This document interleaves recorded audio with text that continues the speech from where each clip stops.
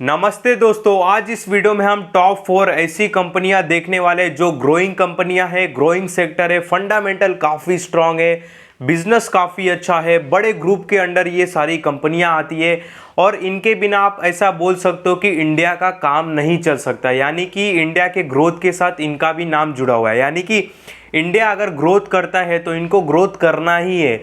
और जो चारों कंपनियां हैं फाइनेंशियली काफ़ी स्ट्रांग है, जाके आप क्रॉस चेक भी कर सकते हो, स्टडी भी कर सकते हो। यहाँ पे बस मैं आपको स्टडी पर्पस के हिसाब से स्टॉक का नाम बता रहा हूँ, आप अपनी स्टडी इस पे ज़रूर करना, ठीक है। इनके पास्ट परफॉर्मेंस भी देखना। इसमें से एक ऐसा स्टॉक है जिसमें मैंने एसआईपी खुद किया है और बहुत अच्छा रिटर्न्स भी कमाया है, ठीक है। यहाँ पे मैं चारों स्टॉक के लिस्ट दिखा देता हूँ, एक साथ नहीं दिखाऊंगा, एक एक करके दिखाऊंगा। और जो फोर्थ वाला है ना, जो चौथा नंबर देख रहे हो, सबसे भारी वही है। मस्त है, तीनों अच्छे हैं, कोई दिक्कत वाली बात नहीं, पर चौथा थोड़ा अलग है, ठीक है, अलग है। आप आखिरी में देखो आराम से, बहुत मज़ा आने वाला है, ठीक है। यहाँ पे फर्स्ट मैं ओपन करता हूँ। यहाँ पे कोई मैं फंडामेंटल एनालिसिस नहीं करूँगा, केवल स्टॉक का नाम बताने वाला हूँ, तो इतना। और आपने भी सुने ही रहेंगे स्टॉक के नाम, ऐसा मैं कोई नया स्पेशल नहीं कोई लॉन्च कर रहा हूँ स्टॉक, ठीक है। यहाँ पे हमारा फर्स्ट है JSW एनर्जी, ठीक है। JSW एनर्जी पे बहुत ध्यान देने की ज़रूरत है। मेरे ख्याल से अच्छा खासा गिर चुका है। यहाँ पे देखें तो अच्छा खासा एक ग्रीन एनर्जी पे भी इन्वेस्ट कर रहा है। आने वाले 5 सालों में ये कुछ 1 से 1.5 लाख करोड़ का खर्चा करने वाले ग्रीन एनर्जी के सेक्टर के ऊपर भी मैंने वीडियो बनाया। अगर ग्रीन एनर्जी लिख के रितेश वर्मा नाम डालोगे तो लिस्ट भी निकल के आ जाएगी, ठीक है। तो अच्छा खासा इन्वेस्टमेंट करने वाले 1-1.5 लाख करोड़ आने वाले 3-4 सालों में, जिसमें से 65% ये ग्रीन एनर्जी में करने वाले, ठीक है। और एक बड़े ग्रुप के अंडर आती है, काफ़ी स्टेबल है, कोई दिक्कत वाली बात नहीं है, जाके आप अपनी स्टडी कर सकते हो, ठीक है। 97,000 करोड़ का मार्केट कैप है, 1,20,000 करोड़ तो कम से कम इसका मार्केट कैप होना ही चाहिए, ठीक है। और हाई से देख सकते हो कितना टूटा है, आप जाके थोड़ा देख लेना। यहाँ पे देखो, मैंने पहले भी स्टडी की है इसके ऊपर, मतलब बताया हूँ, क्योंकि यहाँ पे लेवल्स वगैरह लगे हुए, ठीक है। यहाँ पे प्राइस रेंज लगाऊँ तो हाई से कुछ ये 36% करेक्ट हो चुका है और अभी 32% चल रहा है। बड़े ग्रुप के अंडर आती है, बड़ा काम होता है इनका। और मैं क्यों बार बार बोलता हूँ बड़े ग्रुप के अंडर आती है, क्योंकि ये अपना काम स्मूथली फ्रीली निकाल सकते हैं, ठीक है। बार बार यहाँ पे मैं रिपीट नहीं करूँगा कि इनकी क्या पावर है, क्या ताकत है, समझे बात को। यहाँ पे सेकंड हमारे स्टॉक आता है टेक महिंद्रा। इसमें ही मैंने एसआईपी करके अच्छा खासा पैसा कमाया था। अराउंड जब ये स्टॉक का प्राइस कुछ 980 था, तो 900 से लेके 1200 तक मैंने एसआईपी किया, उसके बाद छोड़ दिया। और फिर देख ही रहे हो स्टॉक जो है अपना चल ही रहा है। काफ़ी अच्छा स्टॉक है, महिंद्रा ग्रुप का स्टॉक है।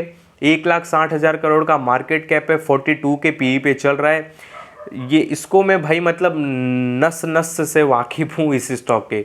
गिरता है तुरंत ऊपर चढ़ जाता है, ठीक है।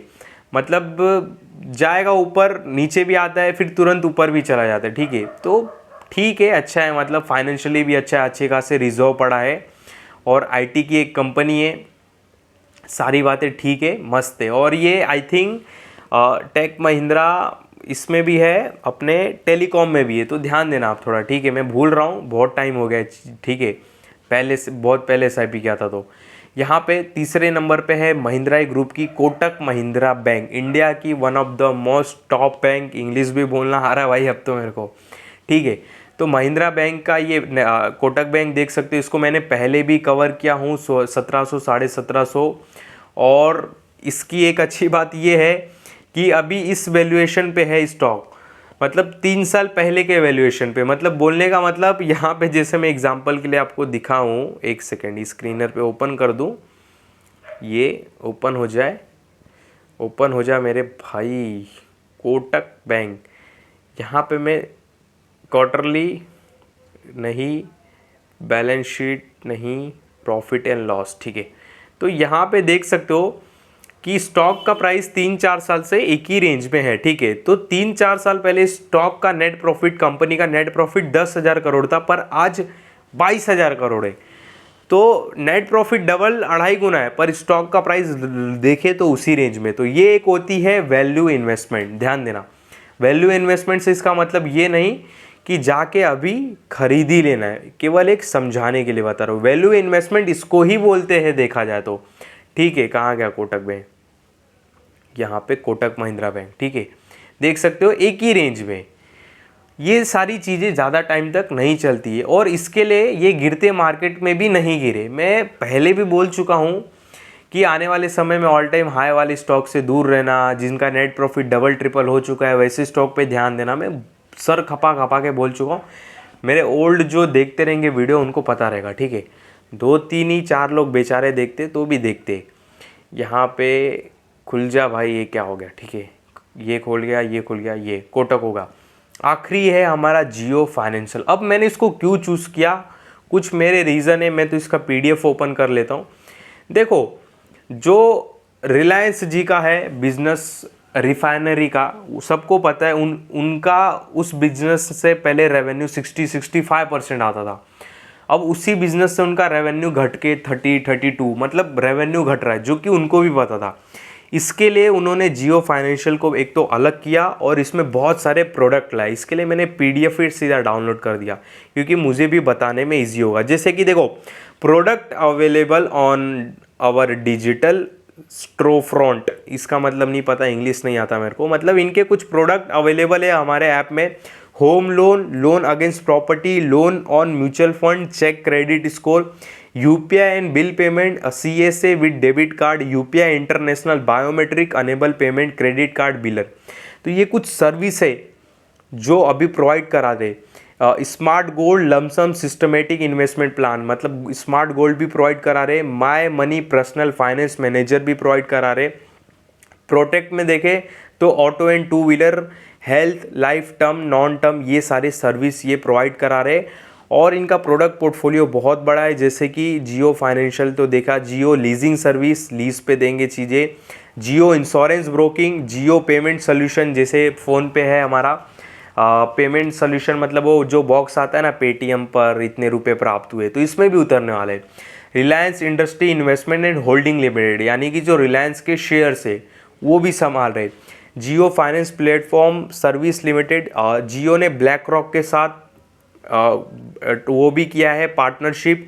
यहाँ पे देख सकते हो जियो ब्लैक रॉक असेस्ट मैनेजमेंट, मतलब असेस्ट मैनेजमेंट क्या, म्यूचुअल फंड ये वो, ठीक है। यहाँ पे देख सकते हो न्यू बिजनेस, एक्सटिंग बिजनेस बताया इन्होंने।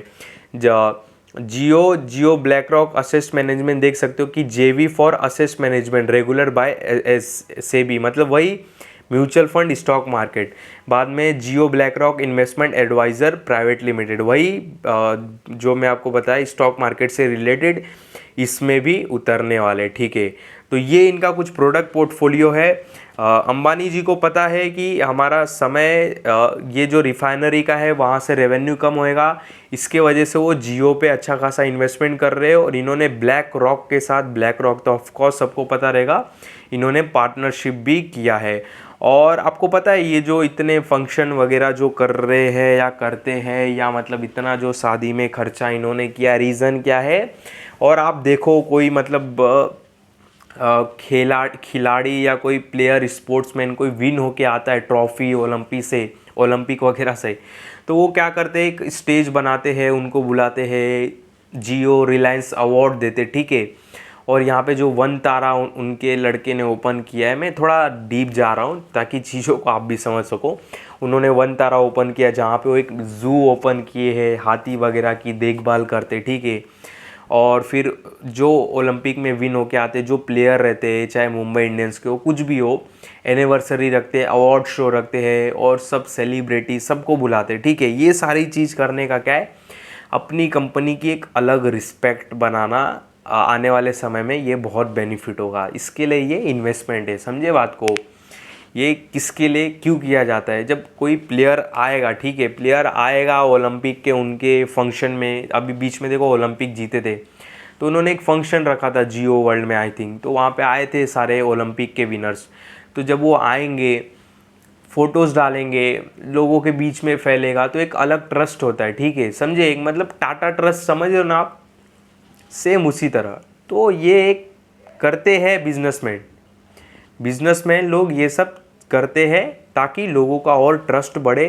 क्योंकि देखो मुकेश अंबानी के बाद उनके लड़के संभालेंगे, ठीक है। अब कोई क्या रहता है, इन्वेस्टर जनरेशन देख के इन्वेस्टमेंट करता है कि मुकेश अंबानी का जनरेशन है तो इन्वेस्ट करो, इनके अंडर कंपनी चल रहा है। अब जैसे नेक्स्ट जनरेशन पे जब पास ऑलमोस्ट हो गया है, पर उनका भी ये हाथ है। तो जब नेक्स्ट जनरेशन पे पूरा जब वैसे बिजनेस आ जाएगा तो लोगों का ट्रस्ट रहना चाहिए इन्वेस्टमेंट करने के लिए उनकी कंपनी में, बड़े बड़े लोगों का। तो ये जो फंक्शन अवार्ड समझ रहे हो ना किसके लिए होता है, ट्रस्ट और पब्लिसिटी, न्यूज़ में बात फैले और चारों तरफ, ठीक है। और ज़्यादा डीप जाने की ज़रूरत नहीं है। तो इस वीडियो में आपको कोई भी बाय सेल का कॉल नहीं, ध्यान देना। जो भी स्टॉक का नाम बताया केवल समझाने के लिए, एजुकेशनल पर्पज़ के हिसाब से बताया। बिल्कुल नहीं बोल रहा हूँ जाके अभी का अभी खरीदो, अभी का अभी बेच दो। जो भी डिसीजन लो अपने हिसाब से लो, सोच समझ के लो, लेवल्स वगैरह लगाओ, 10 दिन 15 दिन 20 दिन वॉच लिस्ट में रखो, आराम से नेट प्रॉफिट देखो, रिजर्व देखो, आरओसी देखो, पास्ट परफॉर्मेंस देखो, स्टॉक गिरता है तो कितने टाइम तक एक ही रेंज में रहता है, ठीक है। सारी बातें देखो और उस हिसाब से डिसीजन लो।